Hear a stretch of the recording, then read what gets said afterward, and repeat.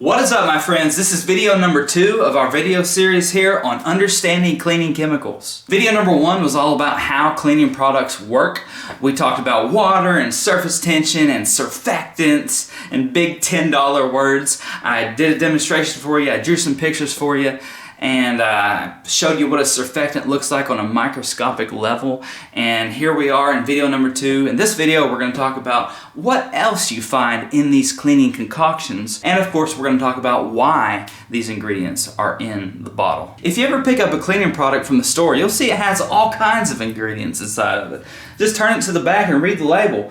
Water, desal glucoside, betula alba. What is this junk? So, builders and chelating agents.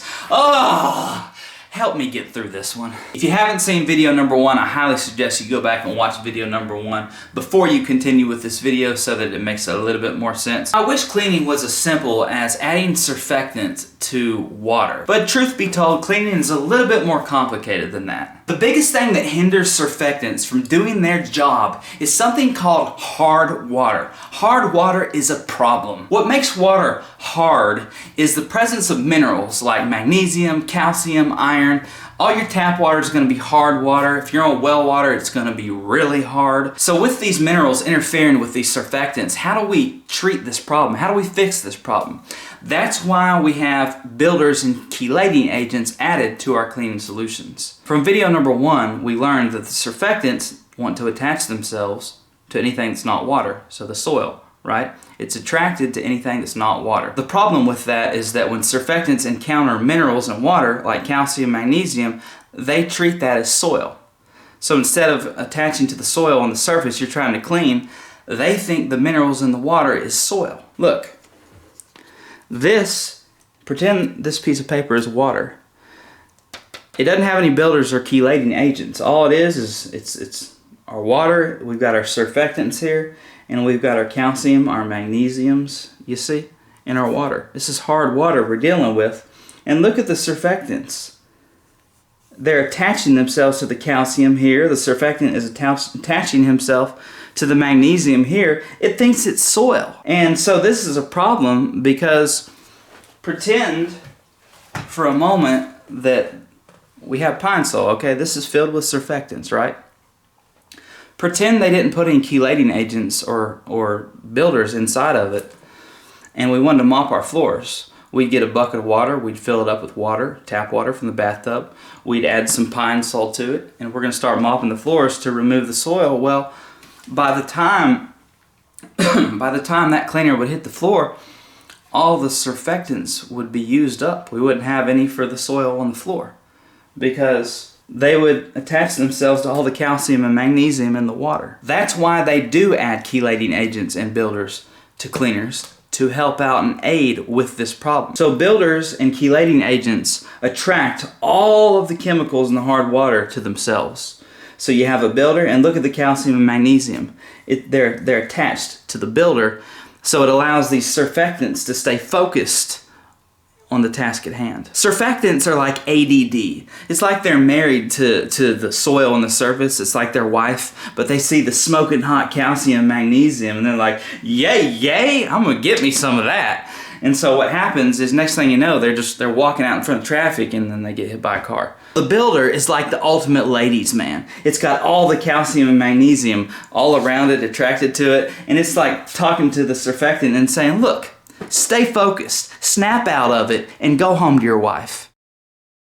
Solvents. So, water is the universal solvent. Most cleaning products are water-based. Some cleaning products are even up to 95% water. Solvents are just chemicals added to the cleaning concoction that keeps everything mixed together equally so that the ingredients don't separate, kind of like pulp in orange juice. You don't want that in a cleaning concoction. Solvents also keep products from getting real thick. So the more solvent you add, the thinner the solution. The less solvent you have, the thicker the solution, which might be a good thing. Think of a bar of soap. Bar of soap, 0 solvents. It's just a hard piece of detergent.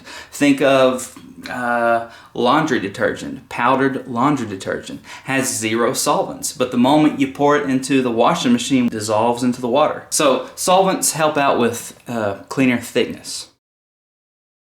Preservatives. Now, this is pretty self-explanatory, but I drew a little picture here. If human beings had preservatives, we could have hair and teeth and no wrinkles forever, but because we get older, we end up with no hair, no teeth, and a bunch of wrinkles. So preservatives just preserve the cleaning product against decay, discoloration, bacterial degradation. They also prevent it from bacteria or fungi from growing inside the product. Think of bread. You leave bread sitting for a month. What happens? It starts growing mold.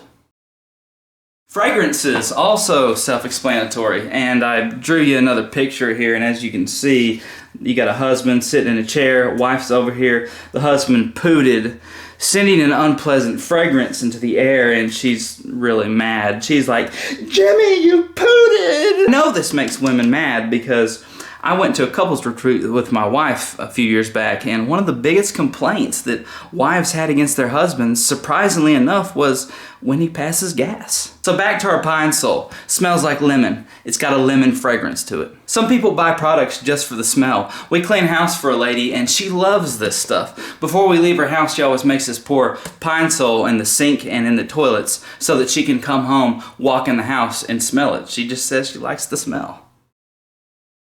Enzymes, these are your enzyme cleaners. They're created from good bacteria, great for stain removal. Enzymes break down stains, kind of like your digestive system breaks down food. The stain is the food for the enzymes. They're not living organisms though, they don't reproduce. They're more like tools created by the good bacteria to break down these stain molecules into smaller pieces. pH adjusters. I'm not going to get into this too much because I'm going to go over pH actually in the next video, but essentially pH adjusters just keep a product balanced and safe to use. Antibacterial and disinfecting agents. Also pretty self-explanatory, didn't draw you a picture, but these are just chemicals added to the product to kill germs and bacteria. It's one thing to clean and wash away the germs, but it's something entirely different to actually kill them. Germs can be easily spread, and sometimes you just have to take that extra step to make sure that they are dead, gone, and out of our lives forever. Especially in hospitals, bathrooms, and food prep areas. Dyes. This is just for curb appeal to make the product more appealing to the shopper. It has nothing to do with cleaning, it just gives the product a nice color. Like our Pine Sol here is yellow, it's got yellow dye. Well, I say turn it green and make it smell like apple. Dyes are fragrance's wife. Just make it look pretty. Yay, yay.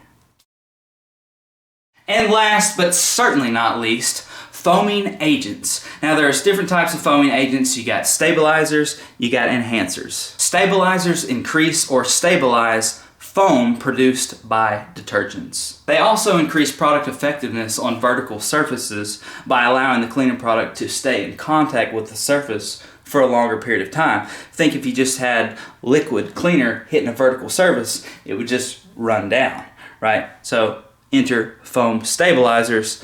It allows it to stick to that surface for longer, penetrate that soil, thus working better. Foam enhancers are just for show because people just really like bubbles, and they assume that if the product is making a lot of bubbles that it's really working. Think of bubbles for a bubble bath. Bubbles have absolutely nothing to do with cleaning your body in the bathtub, but you put bubbles in the bathtub so that you can give yourself a good old-fashioned bubble beard.